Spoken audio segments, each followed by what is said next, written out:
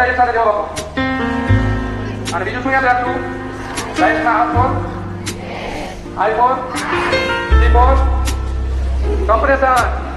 Compression એટલે શું કરવું? સુંદર રીતે રૂમાલ બાંધે છે, બરાબર ને? અને E for એલિવેશન. એલિવેશન એટલે ચાલો એક છોકરી જવાબ દો, થોડું ઘણું કયો, થોડું ઘણું.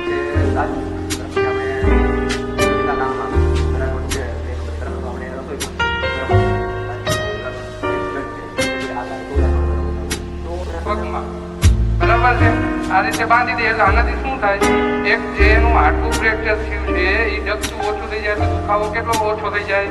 બહુ. બરાબર છે. એટલે દુખાવો એક ઓછો થઈ ગયો એટલે એને ગભરામણ નહીં થાય.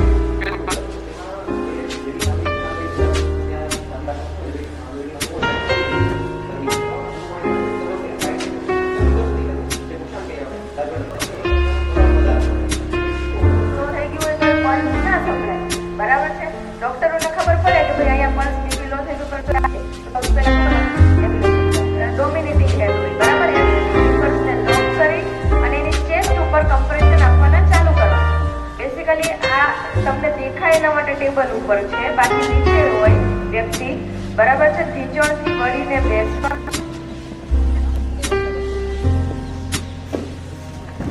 જો આમાં હસીને જરાક કરવું, એનાથી જરાક અમથું થોડુંક ડાબી બાજુ અને ડાબી બાજુ થોડુંક મિડલ, એટલે વચ્ચેનો જગ્યા છે અહીંયા હથેળી.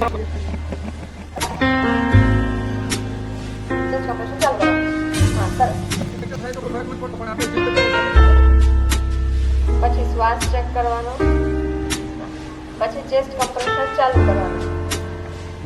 હા.